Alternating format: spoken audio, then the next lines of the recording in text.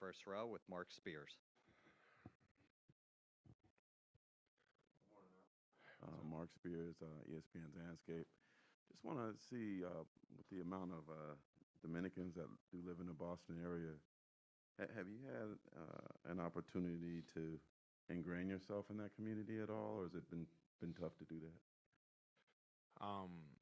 Well, I mean, from the time that I was here before, I've grown to have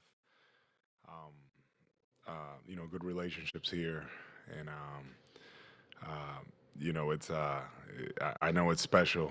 A lot of people here are enjoying the ride of the group of our team. But yeah, it's fair to say that I've been in contact with the community for sure. Um, um, well, definitely, I have a list of restaurants, but I'm not gonna. I don't know if I'm gonna share that. Um, there's a lot of them here, though. There's a lot of them here. So some good go-tos. Not only here, but also in there's a small community, Lawrence, Mass, that it's a little further north. And then my church that I've been going here. But that's not only Dominican, it's you know all types of nationalities. Second row on the left, Mark Murphy. Mark Murphy, Boston Herald. Hey, Al. You talked about having a look at video of the last game. They did do a pretty good job of restricting your shots. What do you see? What do you think you can free up to do? Yeah, after looking at that, the one thing that that we all felt, not only for me in general, it's just us being able to be in the right positions when guys are making plays and making sure that we're giving some of our guys outlets and we just have better ball movement. We feel like those things will open things up, not only for me but for all the other guys. Do you see a lot of opportunities out there that you guys didn't necessarily see the other night? Yeah. After looking at the film, no question, there are some areas that we can put ourselves in better positions to to be able to get shots, and it's something that that I'm looking forward to for the next game. In the middle, fourth row. Hola, Omar Guzmán, Virus Deportivo, Televisión Dominicana. ¿Qué tú tienes que decirle a aquellas personas que no apuestan al juego en conjunto, más individual? En tu caso, ese tipo de juego, que es el que yo veo que tú ejerces, el de en conjunto, te ha llevado hasta las finales. ¿Qué tú tienes que decirle a ese tipo de las personas que piensan de esa forma? Las personas que piensan de qué forma de... A las personas que no apuestan al juego en conjunto. Sí. Para mí, de la forma que yo he tenido éxito en mi carrera y como yo disfruto el juego, es jugarlo en equipo, en conjunto. Yo sé que hay diferentes filosofías cuando se viene a hablar acerca de eso, pero yo en lo personal siento que a mí me ha resultado.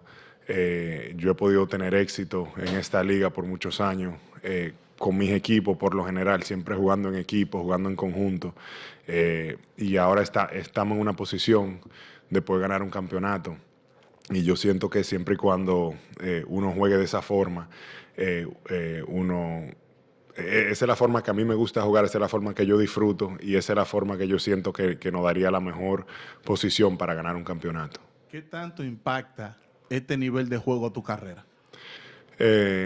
Bueno, yo creo que tiene un gran impacto por el hecho de que uno juega en la NBA, ¿sabes? Yo nunca he sido un jugador que juega para llegar a juego de estrella, para tratar de conseguir cosas individualmente. Lo mío siempre ha sido enfocado en el equipo, jugar en conjunto, poner a mi equipo a brillar, llevar a mi equipo a lugares de juego competitivo, y siempre han sido en los playoffs, y obvio nunca hemos podido estar en esta posición. Yo nunca he podido estar en esta posición y ahora lo estoy, y el estar aquí es especial, pero el ganarlo va a ser más especial.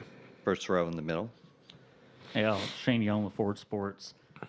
I don't think you all have lost back-to-back games since late March. I think Jalen and Jason missed one of those games. If you had to point to one or two things that make up this team's resilience and allow you to bounce back like this, what would it be? I think it's just the focus of our group, especially when we're faced with adversity. I feel like our group, we have shown, like you said, time and time again, we come closer, tighter, and we focus more on the things that we need to do. And it's tough because it is competitive.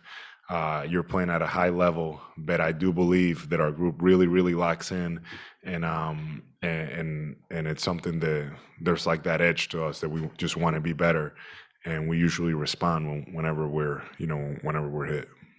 Last row on the left. Telemundo Nueva Inglaterra, Jesús Quiñones, preguntarte solo, el ir a San Francisco, sacar una victoria, poder dividir esos juegos, regresar a casa con la afición, ¿qué mentalidad se tiene cuando estás jugando bajo esas condiciones? Siempre la mentalidad es jugar un juego a la vez. Obvio, importante que pudimos ganar un juego allá y ahora el enfoque es proteger aquí la casa. Empezando este tercer juego es clave para nosotros. Nosotros sabemos que es un equipo que es muy explosivo, pero sí esa parte de ahí por lo menos nos puso en una posición de poder defender la casa. Y esa es la meta ahora mismo para nosotros, salir y tener un buen juego este tercer partido. On the left side, Sam Amick. Hi, Al. Sam Amick, The Athletic. I'm wondering, we've reached the point of the series where, that both teams have been sharing the same oxygen for 8-9 days at this point. Got more competitive in game two, a lot of intense moments, but you also have these relationships on both sides. Maybe Team USA, international play, where these guys well. Like, what's the mood at this point when it comes to, just that clash of facing the same humans day after day? Well, we've had some experience with that even in the past few series. Just with the amount of times that you're having to face and play and talk about and study, and that's just the way that the playoffs are, at this point. So obviously, I don't care for anybody else other but our team. I really don't. So my focus is on our group, and we have a job to do, and we're going to go out there and try to do it as best we can. We'll take two more questions on the right.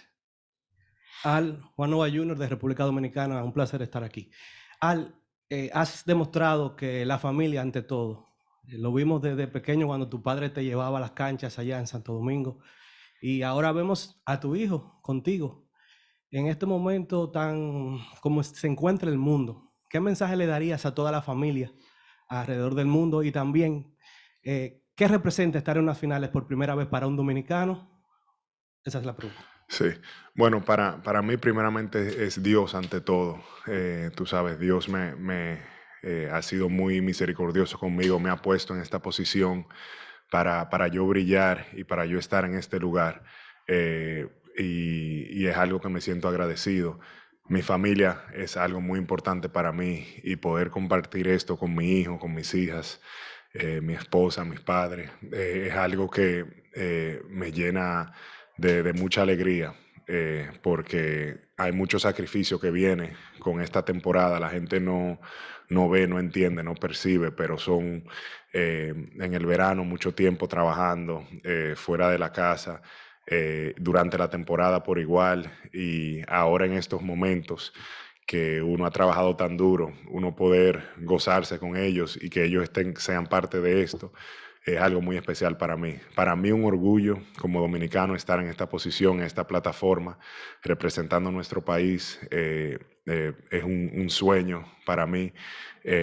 Yo de chiquito me acuerdo viendo las finales allá, las transmisiones de Ernesto Kranwinkel y todos esos grandes comentando de los juegos de Chicago y de todo ese equipo. Y yo de niño emocionado, engranojado, soñando de tener una oportunidad un día, y la estoy viviendo ahora mismo, y de verdad que yo no me lo creo, pero me gozo, tú sabes, me gozo el momento, y yo sé que yo no solo represento a mí, a mi familia, yo represento a un pueblo y también a muchos de esos jugadores dominicanos que han venido antes de mí y me han permitido estar en esta posición. No, un mensaje a la gente allá que nos sigan apoyando, que los Celtics nosotros vamos a estar bien. Last question, first row on the right. Michael Pina from Sports Illustrated. Al, from your first stint with the Celtics to now, what growth have you seen from Jaylen Brown, and just how critical has his maturation been to this entire era of Celtics basketball? Huge growth from Jaylen. Jaylen, came in the league and everybody, knew the abilities, the potential that he had and all those things. But it's not only his game, it's his poise, his maturation, him being a leader on the team. He's one of our leaders. The way that he takes care of himself, take care of his body, the work that he's putting in, all those things have paid off for him. And when he was, when he got here as a rookie, I don't know if I could have said any of those things. I mean, he's always been a great guy and things like that, but he didn't understand obviously how to be a pro, be in these positions. He had some ability, but the growth that I've seen with him over the years, it's really impressive, and he continues to grow and improve. But just from him understanding on how to play team ball, how to embrace challenges. He has been challenged a lot this year, and he responds. That's the one thing that I've seen with him. So that's the one thing that I'm most proud of him. Just the way that he's able to, embrace challenges, respond, and deliver. Thank you, Al. Yeah. Marcus Smart will be